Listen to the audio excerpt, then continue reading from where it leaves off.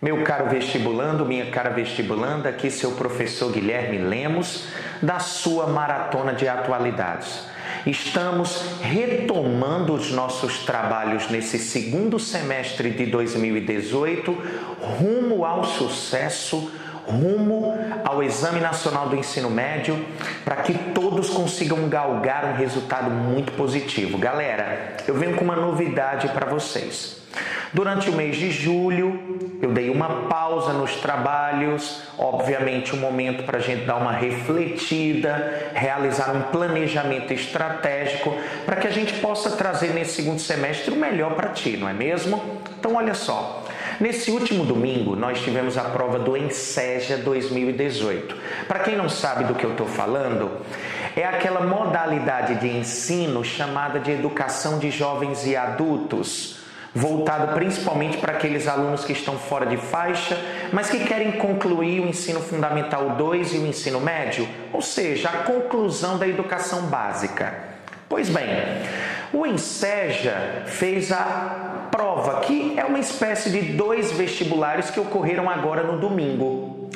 O Fundamental 2 teve como tema de redação possibilidades para uma alimentação segura na sociedade brasileira, algo em torno disso. E o ensino médio, os riscos do trabalho noturno para a população brasileira. Então, Fundamental 2, alimentação segura, ensino médio, trabalho noturno. Aí você pergunta, professor, estou me preparando para o Enem. O que é que eu tenho a ver com o Enseja? Tudo, turma, porque quem faz a prova do Enseja é a mesma banca que faz a prova do Enem. Então nós podemos nos apropriar do Enseja como elementos, como evidências que podem nos conduzir ao tema da redação desse ano. Então preste atenção, quando a gente fala de alimentação segura, galera, nós poderíamos envolver aí que eixos temáticos? O primeiro, meio ambiente. O segundo, saúde pública. Eu te pergunto, há quanto tempo não cai algum tema de redação no Enem ligado ao meio ambiente? Guilherme, creio eu que mais de década. Saúde pública, da mesma forma. No 12, na veia, faz tempo que caiu, hein? Então, galera, o que foi que eu pensei? Eu pensei em buscar um tema que aliasse os eixos temáticos meio ambiente e saúde pública. E aí eu acompanhei uma polêmica muito grande, que foi a aprovação pela Comissão Especial da Câmara dos Deputados de um projeto de lei número 6.299 do ano de 2002, que está sendo apelidado pelos contrários de pacote PL ou projeto do veneno. E aqueles que são favoráveis, enfim, como por exemplo a bancada ruralista, os deputados e senadores que são grandes agropecuaristas, grandes latifundiários, grandes produtores rurais, estão batizando esse projeto de lei do alimento mais seguro.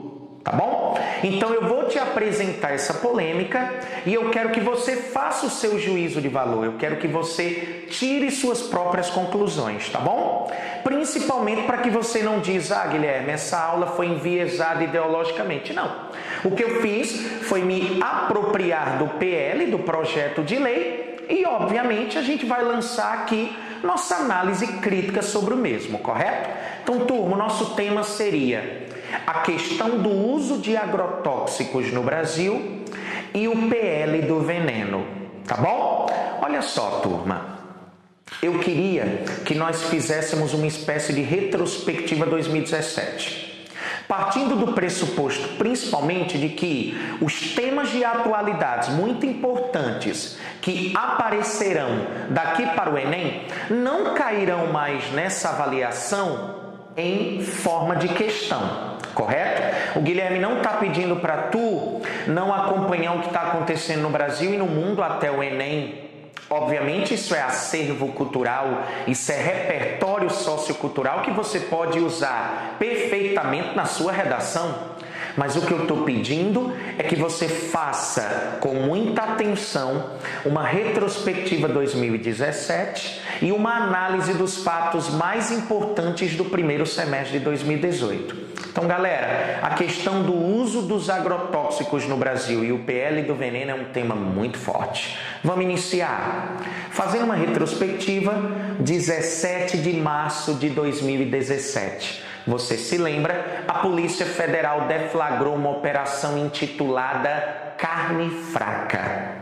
Que operação foi essa, Guilherme? Você recorda? A Polícia Federal investigou mais um escândalo de corrupção que se constituía no pagamento de propina a fiscais do Ministério da Agricultura, Pecuária e Abastecimento, que estaria recebendo essa propina de grandes marcas, de grandes frigoríficos brasileiros para afrouxar as regras de fiscalização sobre esses produtos. Guilherme, melhora para mim.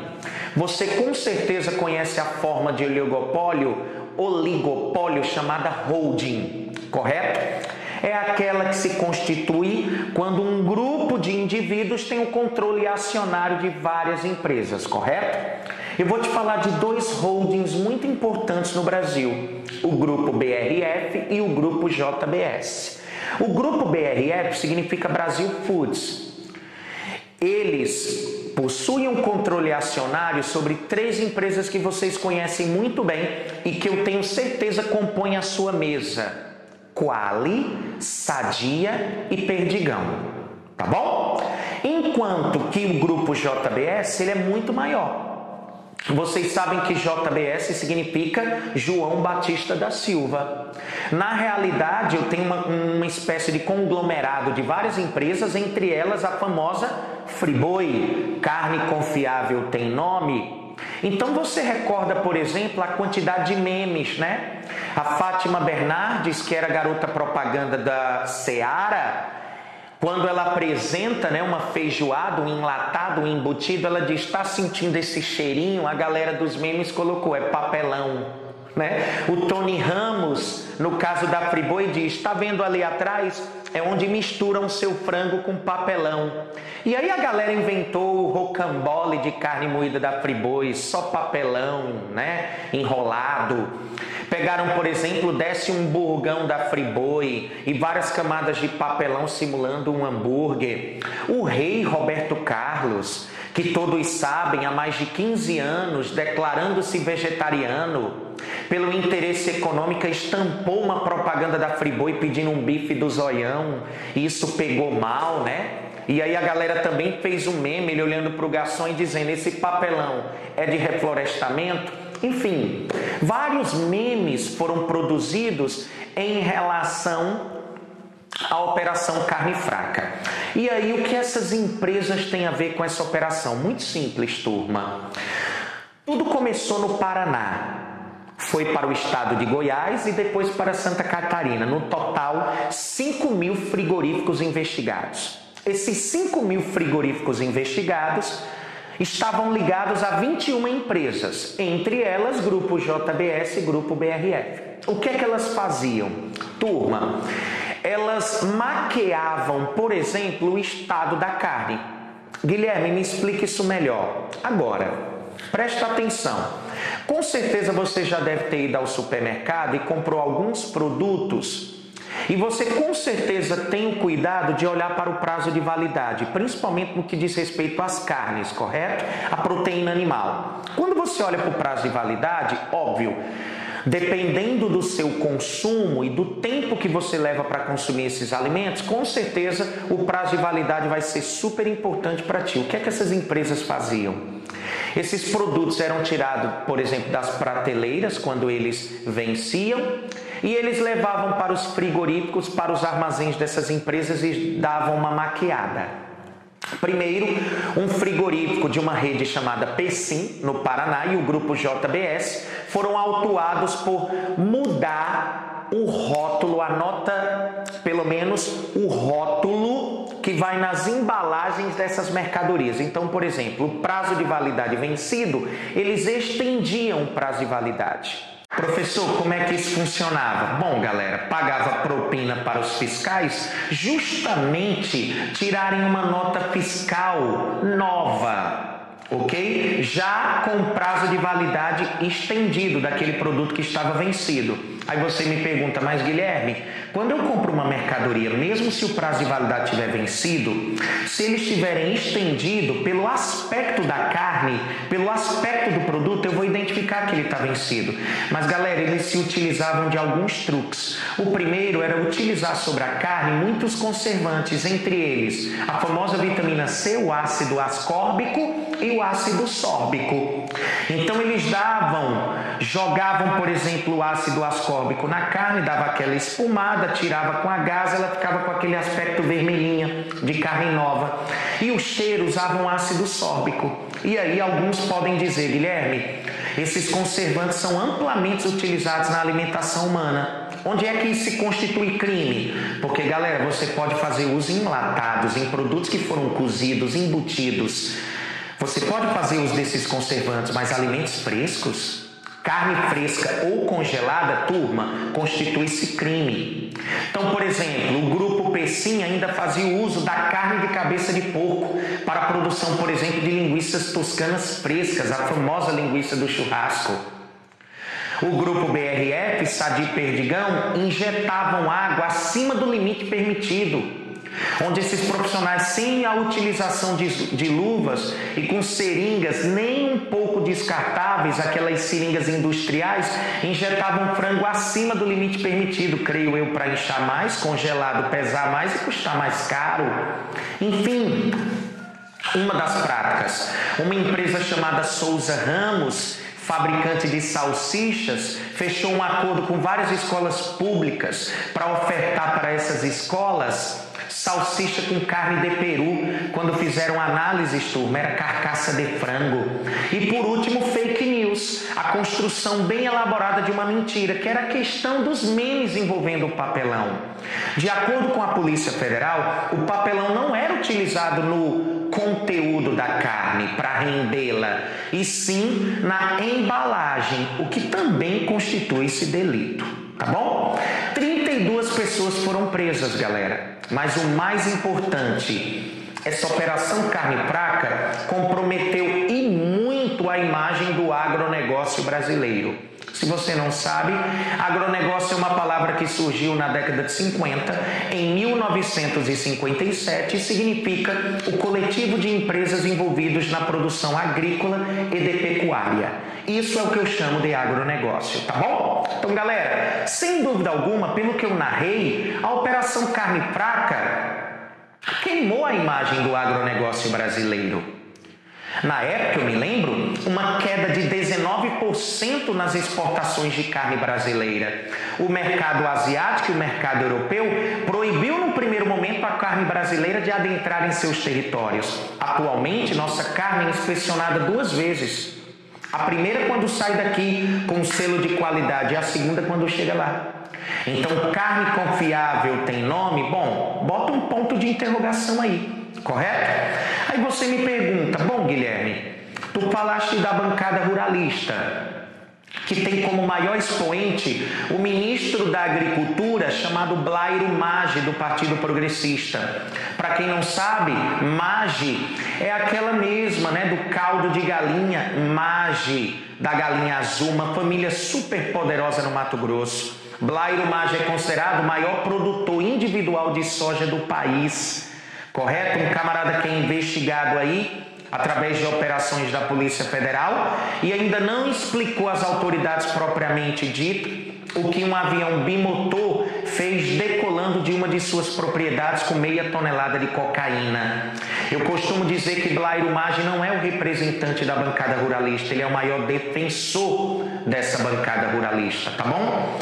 E onde é que o senhor quer chegar, turma?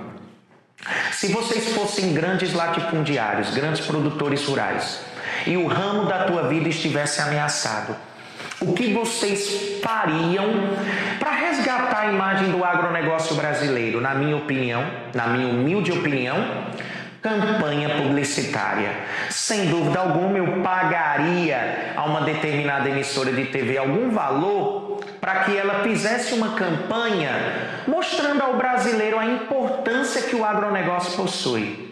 E aí você vai se lembrar de uma campanha que diz assim: agro é tech, agro é pop, agro é tudo. Agro, indústria, riqueza do Brasil. Tá lembrado? Eu, honestamente, no nosso canal Maratona de Atualidades, a gente tenta ligar um pouco os pontos. Se você observar, essa campanha ocorreu após a Operação Carne Fraca.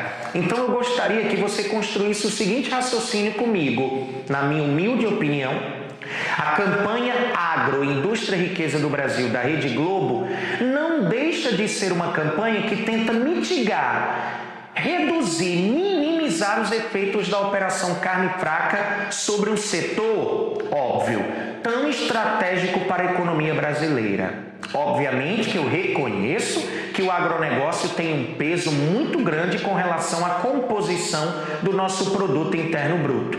Entretanto, eu não desejo que o Brasil apenas exporte o cacau. Eu desejo também que o Brasil exporte o chocolate. Eu reconheço o déficit tecnológico que o Brasil possui. Então, obviamente que nossa matriz de desenvolvimento econômico, eu gostaria que as atividades econômicas fossem mais equilibradas no que diz respeito à composição do PIB e geração de emprego e renda, que nós falaremos mais tarde, obviamente. Então, galera, onde é que o senhor quer chegar? Bom, eu vou precisar de alguns dados da Embrapa, Empresa Brasileira de Pesquisas Agropecuárias. A Embrapa surgiu em 1972, no contexto aí do milagre econômico, né, do bendito milagre econômico da fase aí da ditadura militar. Pois bem, onde eu queria chegar? A Embrapa, ela fez uma pesquisa, dados de 2017, colocando que o Brasil teve uma safra recorde de 215 milhões de toneladas de grãos. E a nossa área plantada, turma, é de 59,7 milhões de hectares. Então, óbvio, alguém pode perguntar: como o Brasil se tornou o segundo maior exportador de alimentos do mundo? O maior exportador de commodities, lembra, commodities são produtos agrícolas, produtos primários, produtos que não possuem muito valor agregado, que não possuem muita intensidade tecnológica sobre eles, tá bom? São commodities. O Brasil é o segundo maior exportador. O maior exportador são os Estados Unidos, o terceiro maior exportador a China. Então você pode perguntar: Guilherme, como o Brasil consegue uma elevada produtividade agrícola com uma área plantada que, de acordo com alguns especialistas, não cresce no mesmo ritmo que a safra? Óbvio, galera, adoção de tecnologia. Então você pode perfeitamente na sua redação fazer uma alusão histórica. Vai lá na década de 60 e pega a chamada Revolução Verde, do engenheiro agrônomo americano Norman Borlaug. Prêmio Nobel da Paz, porque vendeu a ideia de que a Revolução Verde combateria a fome mundial. E de fato, ele conseguiu elevar a produtividade agrícola. De que forma? Modernizando o campo. Num primeiro momento no México, quintal dos Estados Unidos. Saiba que o primeiro país a receber a chamada Revolução Verde foi o México. E Guilherme, o que seria a Revolução Verde? Um conjunto de inovações tecnológicas que foram implementadas no espaço rural, pensadas por esse engenheiro agrônomo estadunidense Norman Borlaug. Guilherme, como essa modernização do campo ocorreu? Óbvio, com a adoção de tecnologia, com a adoção de sementes selecionadas. Ele, inclusive, foi o primeiro a desenvolver a semente de trigo transgênica. Muita utilização de insumos e, obviamente, muita utilização de agrotóxicos, substâncias químicas ou biológicas empregadas numa lavoura para a eliminação de uma determinada praga. Então, galera, você percebe perfeitamente que a Revolução Verde significou a modernização do campo brasileiro. Mas uma coisa que eu queria que vocês não esquecessem, que apesar de inovações tecnológicas de maquinário ter ido para o campo, a forma como essa Revolução Verde foi pensada, também tem um caráter muito conservador. Por quê? A Revolução Verde, turma, ela significou a modernização do espaço rural. Entretanto, a maneira como ela foi implementada ainda respeitou muito um caráter também conservador. Eu costumo dizer, ela é moderna no sentido de ter levado inovações tecnológicas e científicas para o espaço rural, mas ela é conservadora porque desde o século XVI ela manteve de lá para cá aquela tríade mel, monocultura, voltada para exportação, praticada em latifúndio, correto? Então, galera, sem dúvida alguma, esse modelo agroexportador, criado desde o século XVI com os chamados ciclos econômicos, entre eles o da cana-de-açúcar, a gente percebe que essa Revolução Verde ela também teve um caráter conservadora. Porque nós mantivemos esse modelo que infelizmente provocou uma concentração da estrutura fundiária muito profunda, correto?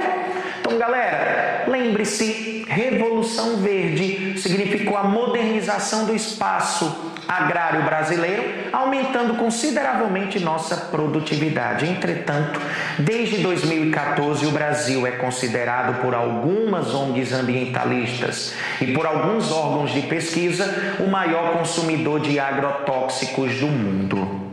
Tá certo? Então, por exemplo, imagine o feijão, o bendito feijão. O nosso feijão, galera, em comparação com o feijão europeu, tem 400 vezes mais malationa do que o feijão europeu. E malationa é uma espécie de herbicida, tá bom? Então lembre-se, a palavra agrotóxico, turma, ela tem uma peculiaridade. Só o Brasil e outros países aí do Mercado Comum do Sul, da União Aduaneira Mercosul, criada em 1991, que se utiliza dessa nomenclatura.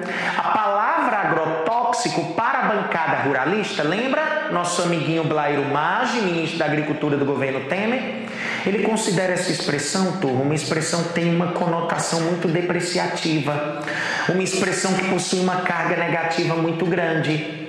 Então, vamos começar a falar desse PL? Vamos lá te mostrar quais são as principais mudanças? Olha só, eu quero que vocês considerem 4. Se vocês pudessem anotar isso num caderno, eu tenho certeza que vocês estão realizando apontamentos. Faz aí um quadro resumo bem lindo. Olha como ele vai ficar.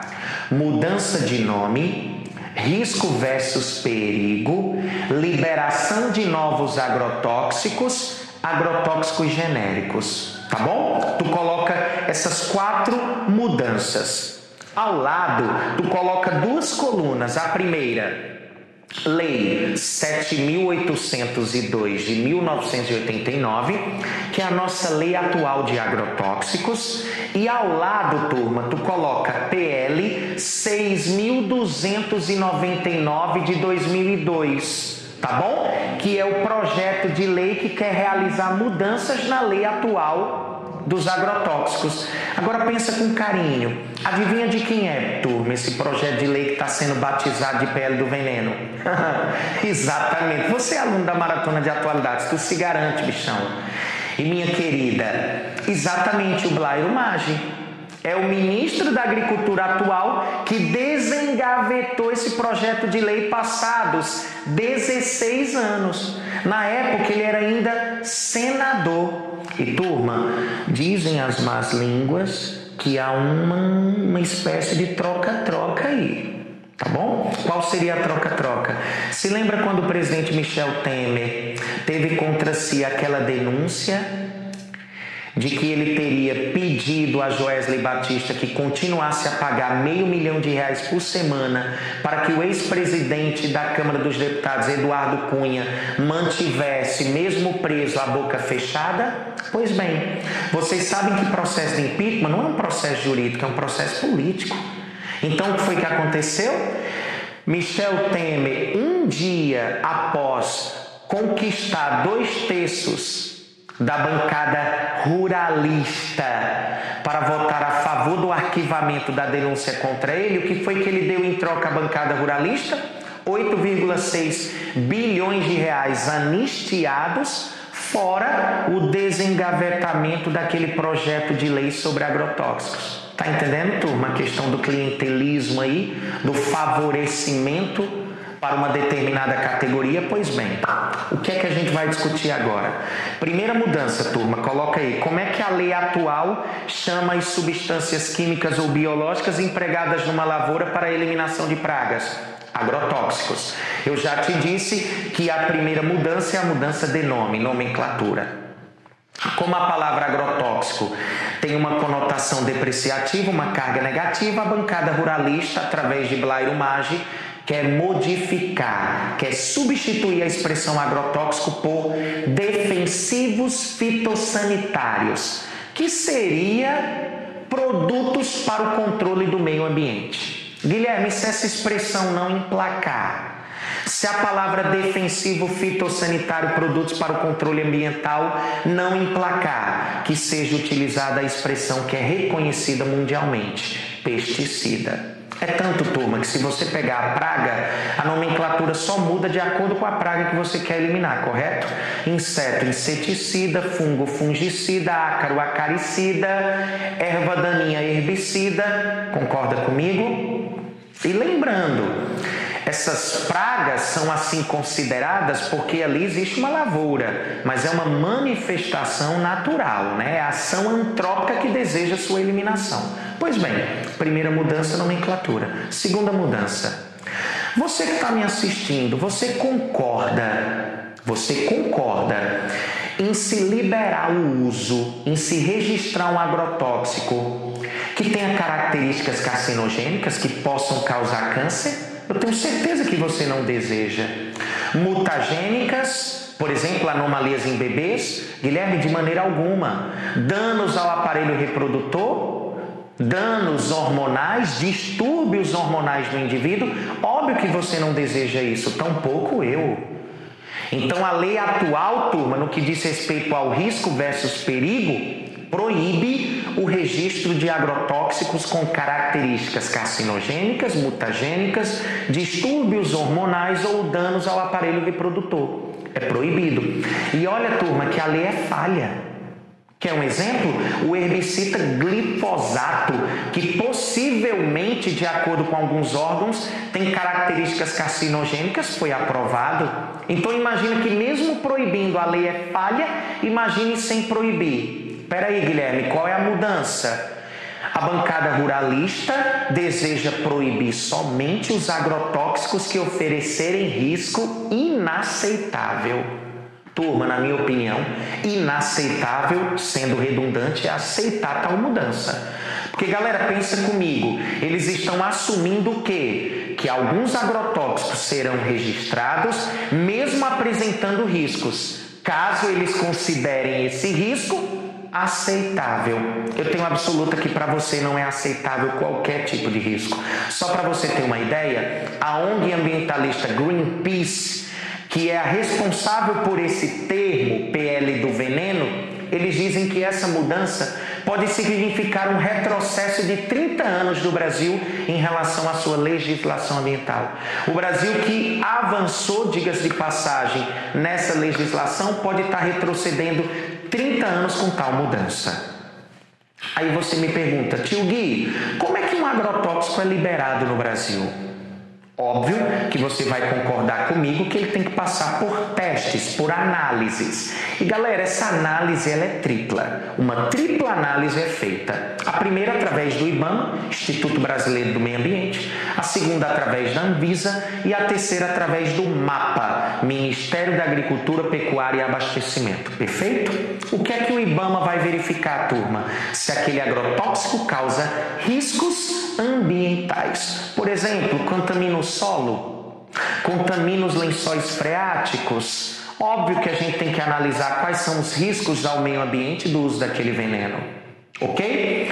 A Anvisa, a Agência Nacional de Vigilância Sanitária, vai fazer uma avaliação toxicológica de riscos à saúde humana. Então vamos observar se esse agrotóxico oferece riscos à saúde humana. E o Ministério da Agricultura, óbvio, por exemplo, meu pai Chicão, ele é agricultor. Ele planta arroz, pratica risicultura. Quando ele borrifa o veneno para eliminar uma determinada erva daninha, ele precisa saber quais são as reações do arroz quando absorvem esse agrotóxico.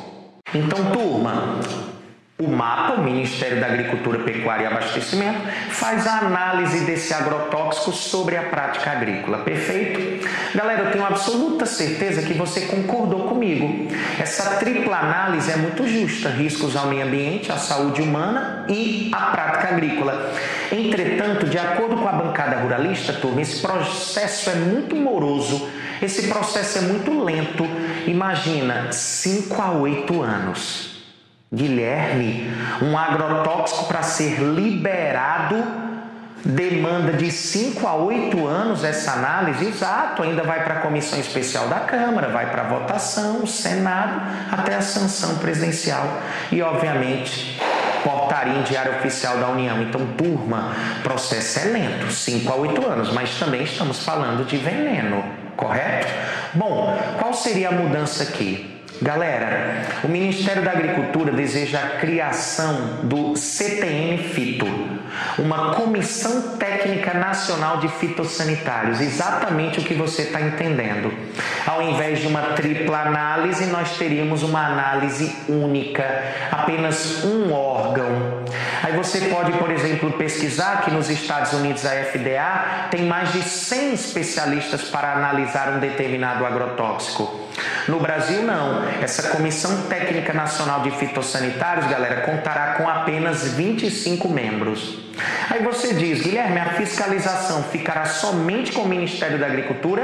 Somente. E aí você me faz mais uma pergunta. Quer dizer que a Anvisa e o IBAMA estão eliminados? Não, calma. São 25 membros, galera. Adivinha quantos são do IBAMA? 1. Anvisa, 1. Ministério da Agricultura, 23. Turma, é óbvio que não só a Bruna Marquezine e alguns artistas globais, num vídeo de 2 minutos e 23, né, do Greenpeace, não são somente a Bruna Marquezine e os artistas globais que são contrários ao pacote do veneno.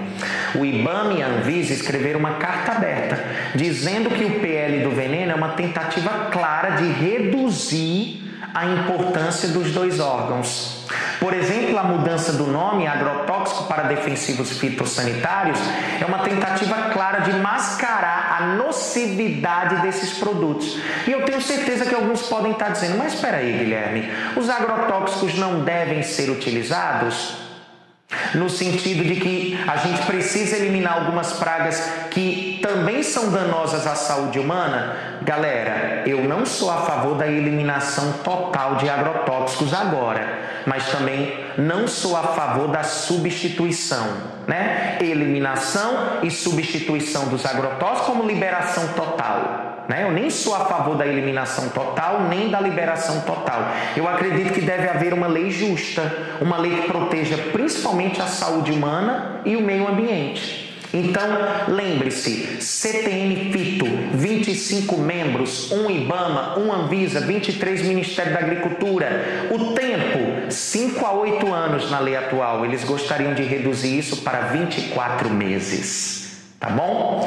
E, ao final, a questão dos agrotóxicos genéricos. Turma, hoje é permitido a uma empresa produzir o que nós chamamos de produtos equivalentes. Bom, entretanto, existe um desejo da bancada ruralista de institucionalizar a criação de empresas especializadas na produção de agrotóxicos genéricos, além do fato de tentar mudar até as penas, por exemplo, para quem pulverizar uma lavoura usando aviões. Eu me lembro de uma cidade, Rio Verde, que, se eu não me engano, uma escola foi intoxicada. Professores e alunos foram envenenados porque uma determinada lavoura, um determinado fazendeiro, um latifundiário, fez uso de um avião que pulverizou a lavoura dele com um veneno, e correntes de ar levaram esse veneno para a escola e houve uma intoxicação. Então, imagine isso deixar de ser crime. Então, galera, você percebe que o objetivo da bancada ruralista na discussão desse projeto é simplificar o registro de agrotóxicos no Brasil.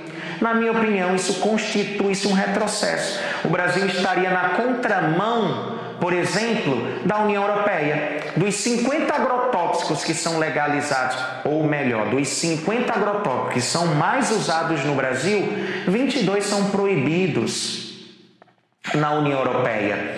Então, observem, o Brasil está na contramão de uma dinâmica mundial. E aí eu preciso te oferecer uma proposta de intervenção. Olha só, turma, a minha proposta de intervenção hoje é a aprovação do PNARA, Plano Nacional de Redução de Agrotóxicos. De que maneira? Através da aprovação do Congresso Nacional, tá bom? Aí você me pergunta, em que se constitui o PNARA? Galera, substituição paulatina dos alimentos convencionais que usam agrotóxicos por orgânicos. Aí você pergunta, professor, com certeza a safra vai cair. Vai. A Embrapa me deu um dado importante. Se vocês substituírem hoje o agronegócio, substituir a lavoura comercial com alimentos com agrotóxicos por orgânicos, nós teríamos uma queda na safra de 25%. Óbvio, o agronegócio vai chiar.